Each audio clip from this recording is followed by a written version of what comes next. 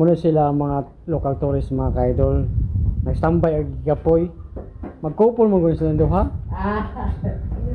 Gigapoy gyud. Di ka na sila nag-camping overnight. Nag-tent sa ibabaw ay. Mga kaidol. Okay. Kaya nga video, makita niyo ang starting point sa hike kung masaka ka sa mga peak.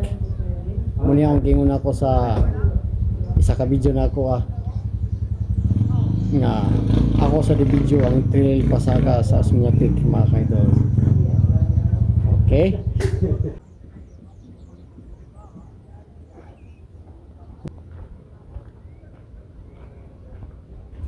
Yung hindi pa nakapagpunta ng Asmia Peak mga kaidol, ito po yung makikita nyo ang trail.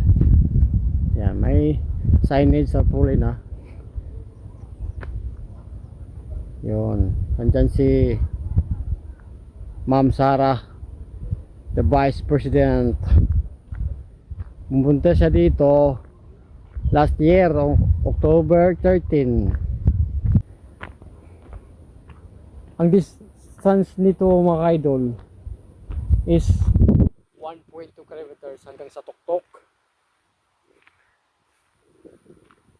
At saka yung tagal sa hike 15 to 20 minutes. Ngubo ra ay. Pahinto, hinto. Oh. Ito po yung the best guy dito. Ha? Hello, good morning. Good morning. Did you enjoy, sir? Very much. Oh.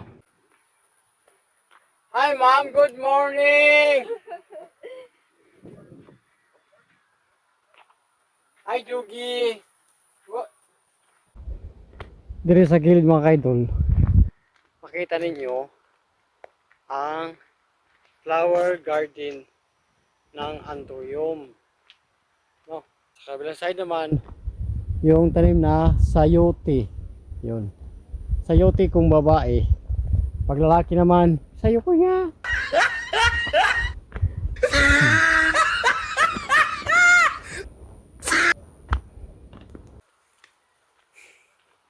Alam niyo mga kaidol, ang trail nito o na ito dati is hindi madali.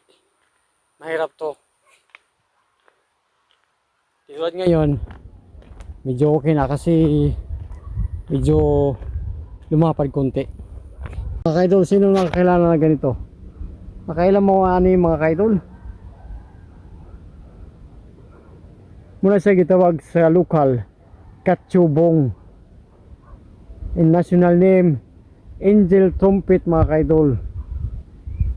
Kung sino man nakapag-alam yan o may alam na sa tanim na to,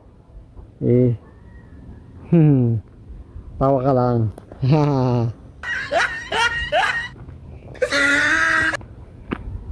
Oh, may ano dito, tinatawag namin na rock wall. Yan. Ditong banda, pwede naman kayo mag-post. Picture lang. Market dyan. Parang nag-rock climbing ba without harness. Yan. Ang bato na ito is matibay po kasi made in limestone. Limestone mga kaidoloy. Mga sa ligon. Sama sa mga relasyon nga ligon. Sarot.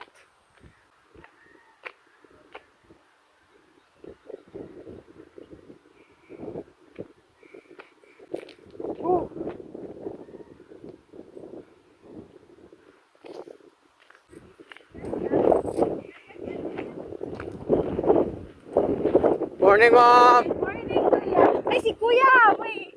Morning na. Oh, katulad ka. Okay, balik ka. Thank you, thank you.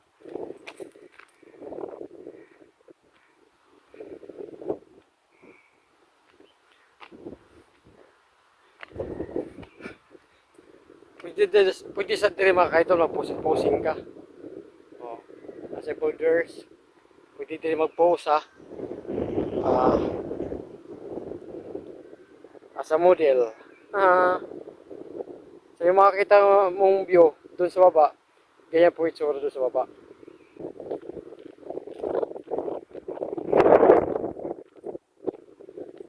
Sa unahan, makikita mo kung ano talaga ang secret view sa Osmeña Peak na puntahan sa karamihan.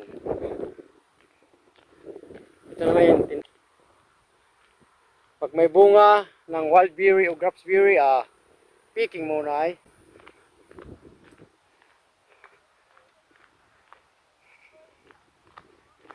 Mga kaidor, remind ko lang paalala lang. Yung mga pumupunta dito, pag gusto nyo pumunta dito na umaga, magdala kayong jacket. Kaya di malalaman yung weather dito, pa-iba-iba. Yeah, mas better, preferred. Bring jacket, tsaka wearing shoes talaga, naka-wearing shoes. Para safety sa mga paa nyo. Doon banda, may tindahan din pero close. Pero may nagtinda ng mga grapesberry, wildberry. Ito po yung may-ari, oh. Oh. Ito pa yung pang snacks. Oh. Canada. Oh. Kalamia, oy. Oh. What? May signage dito mga kaidol, oh. Ayan. Basahin nyo. Ayan.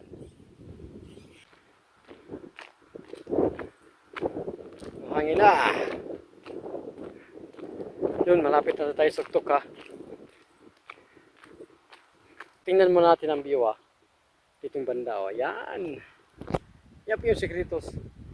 Ang view dito sa Osmeña Peak. Pag dito ka sa taas, yan po yung makikita mo.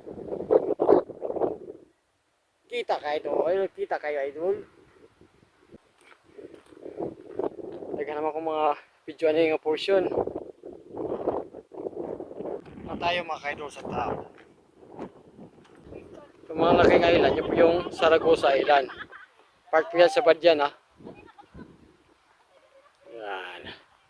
All di masyadong clear kasi may medyo cloudy ngayon, Ito po yung summer dito sa amin mga kaidol, cloudy.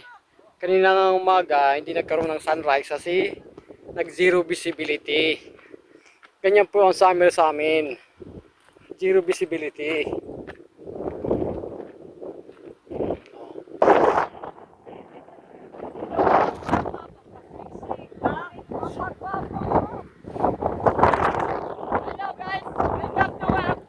Sabaan tindiro kulot mga kaidol sa baan niya itambo ginuuno bi.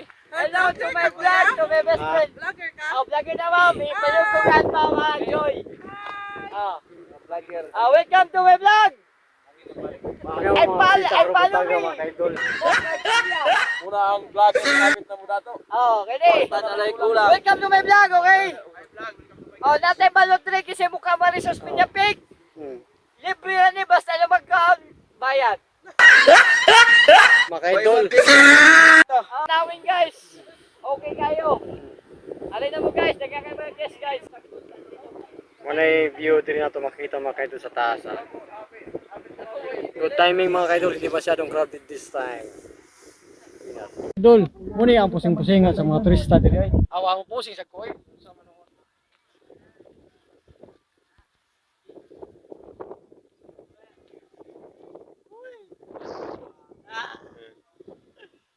Jam shot. Okay kayo di mo Joy. Kinapulsyon ng mga kaidol. Muna sa linyahan sa mga turista. Maglinya, oy. Sa pikas na rin.